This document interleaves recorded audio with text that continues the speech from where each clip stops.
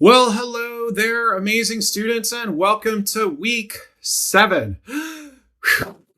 2 more weeks to go, and as I say the weeks every week, I have a lot of excitement for y'all because I know that you're either in your last class or about to take your last class or in your last term or one of the last couple of classes, and so I know everybody is right in that range. So it's an exciting time for you all. I know that this class is challenging, but also fun and rewarding. I've gotten a lot of feedback from a number of students, and so I appreciate that. And I agree. I think this class is fun in a sense of introspection and learning about yourself and these concepts and kind of exploring some of these things that are near and dear to us in terms of our advocacy and our professional or our personal identities and things of that nature.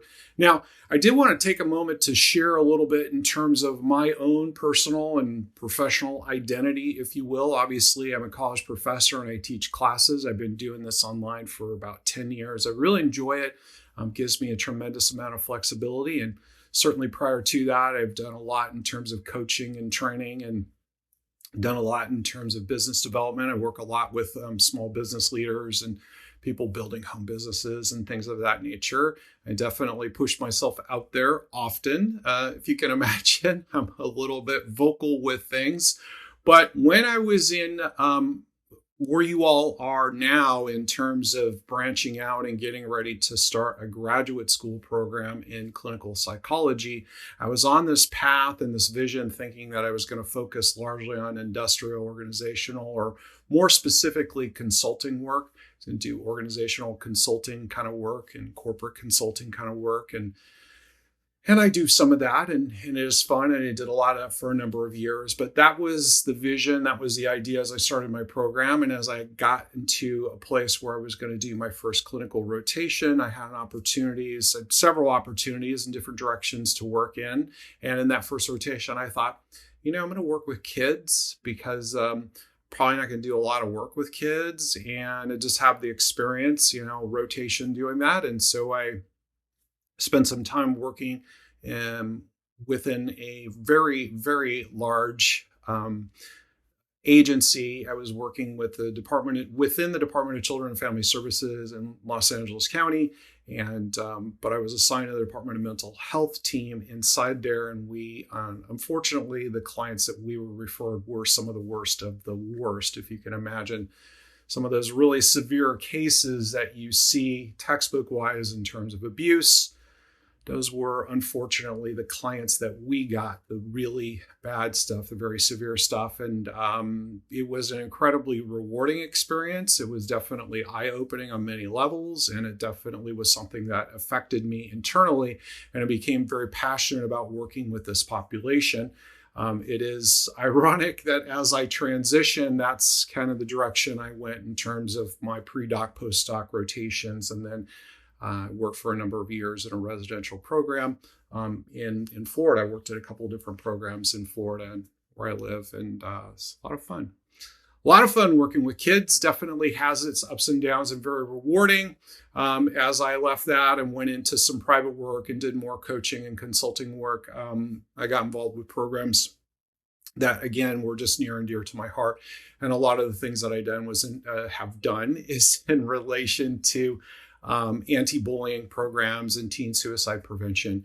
And so I've done a number of talks and workshops and consulting and evaluating programs and program development in and along the lines of that stuff. And that's just unfortunately sometimes a problem that is out of control in more ways than one in many parts of the country. So that's it in a nutshell for me. I've just been a little bit of a person that has always been driven by helping other people and trying to leave the world a little bit better than how I found it as my approach with many things in life. And so I try to have a lot of fun. I try to travel a lot and be a good person and have high ethics and standards. And I do pass that along to my students. And for the most part, I know it's receptive, although sometimes students are taken off guard a little bit. But when I teach these higher end classes, particularly at the end of the program, I tend to really adhere to the rubrics and challenging students on that level. And I found it to be good for everyone, as I think that students that are challenged tend to push themselves and reach and exceed expectations. And so you've all done a really good job, I promise. And what I've been most impressed by is that students are making gains. They're making progress in what they're doing. They're taking in the feedback, which is fantastic, and applying to the submissions. And so that's really good stuff as well. So keep doing what you're doing, guys. You're on a roll, and the class is nearly over. And again, most of you will be venturing on into a graduate program very soon, where the challenges just get bigger from here on out, I can assure you. So nonetheless, let's talk about a few things. Obviously, I'm working on grading, and we'll have that done as soon as possible this week. We'll see, hopefully much sooner this week as opposed to last week. Actually, last week I had a couple of little technical things that just got in the way, very last minute, and a couple files that I lost that I had to recreate, but I digress. All right, so let me dive into it in terms of the submissions this week, just to go through this stuff. Obviously, get that little overview on the Module 7 page as we go into week 7. I do want to stress and encourage you all again, just because there's no assigned textbooks for this class, do make sure you go through this required reading list. There is, I think, three. I read 2 of them already, the readings here, Leading Social Change, and the cultural competence one. You're going to be doing some assignments this week that are directly in line with these materials, folks. So please do go through this stuff. It'll be a lot easier for you in terms of those submissions. And then ironically, you have lots of stuff to validate your statements on the submission. So I can't stress that enough. It can be that easy, really, really, really. So this week, you all are going to be submitting your ePortfolio. So Module 7 ePortfolio activity guidelines and rubrics. So you've all been putting together ePortfolios. You've all been pushed and encouraged and coached to develop these things over the course of your program. Hopefully you've all done that. I'm sure some people have done a better job than others. I know sometimes it gets a little lax on these types of things, but here's the thing you get to know from this point forward, really from about a year or 2 ago forward, pretty much as you go down that path to work in mental health, to be a psychologist or a counselor or therapist, whatever in and line with working in that field, you pretty much get to keep track of everything you do. You get to keep your transcripts and your diplomas and your certifications and every place that you worked and everything, so on and so on to infinity. Some people acquire very large, lengthy CVs over the years. I did a project a few years ago where I had a couple of very well-known people within psychology participate in this, and they sent me their CVs, and these were like small books. They were huge in terms of accomplishments. And so that's essentially what you're doing. You're building your electronic version of your CV, and because you're all students, a lot of this is just academic type submissions or things that are supportive of this. So go through this, review the support portal as needed. If you need some assistance or need some support on this, there's a plethora of resources on this. But again, this is something that you all should have been developing throughout your program. So you're going to have these sections. Okay, first upload the following elements into your ePortfolio. So you're going to put those elements in there, and then you're going to want to provide some summative information for each one of these descriptive sections. And so again, just go through this, and you're going to create just a summary of what's in that section within your ePortfolio. And there is 5 sections here. So gang, this is something ultimately that you're just summarizing where you're at. So don't feel like you have to go into extensive length here, but just talk about some of the materials in there and how that will benefit you. You are going to submit that along with your ePortfolio for me to review and come back and give you some notes on. Again, I'm not the uber expert in terms of references and CVs and resumes and portfolio content and all that stuff, but I certainly will give you some good direction and insight in terms of what I see and what I experience.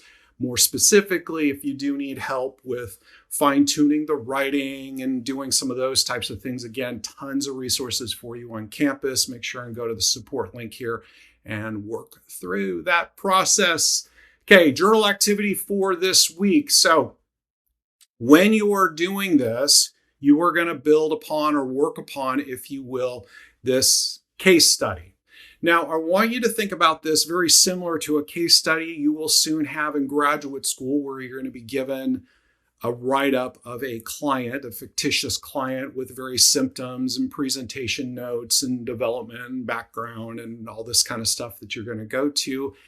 Folks, it's a little similar to this. This is a much more condensed version. This is something that's very brief, but in short, you're going to be replacing this person in this particular role, and you're going to go through these questions and address them as it relates to the information that you read. So you'll be going through this, and then you're going to be describing those value leadership here. You're going to pick 3 of them, and there's some examples here.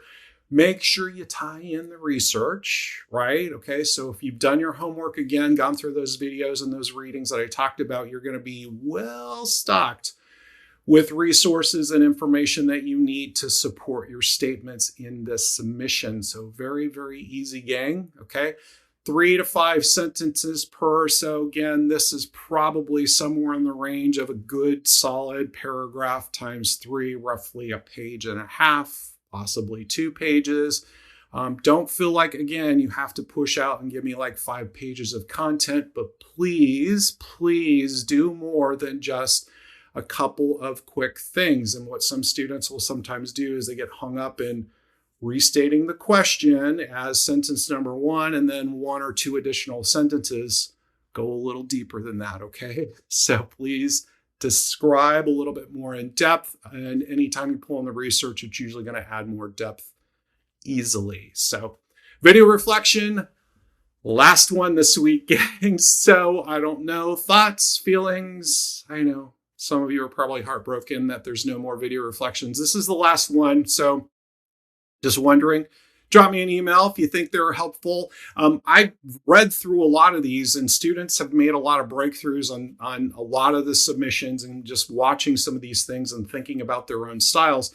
I think it's really great. So if you've had some really great breakthroughs, shoot me a message. I always like to hear that good stuff on the back end as well. But address the 2 questions, very similar to what you're doing. And again, I can't stress this enough. And if you heard me last time or didn't hear me last time, hear me this time. I stress students pushing more toward the 4 sentences. On the other one, push more toward the 5, put more content in it. Hopefully you'll hit the objectives, because in some cases, I think students are just, I just need to write 3 sentences, and maybe you're a little bit vague with some of the stuff. So just expand your thoughts a little bit, and hopefully you'll be covered. And again, adding some research is always a good thing. But again, this is very similar. You're going to watch a video, probably paused it in a not exactly flattering place for our interviewee, but I digress. All right. Do be thinking about week 8, which is just around the corner, gang. 6 days away, which is our final week. And I stress this because, again, week 8 is a meaty week. You're going to have your 3rd project that is due, in addition to the other submissions, in addition to some added stuff on the ePortfolio and so forth. So please, please be hyper engaged this week. Sometimes when we have a discussion board, I think students, oh, wow, it's a little bit easier this week, but utilize that time, take advantage of that time, rather, and just put yourself to work and get through some of this extra stuff. And if you have some time, jump ahead, get into week 8, take a look at what it is, because especially, gang, this class ends in 13 more days. And so all the submissions have to be in. And so you really need to stay on top of your coursework, have everything done, because TikTok, it's about over. So if you do need any assistance this week, do make sure and reach out. I'm just checking my notes. I think I've covered everything. I'm sorry, it went on a little bit longer than planned, but nonetheless, do reach out if you need some support or assistance, and have a great week.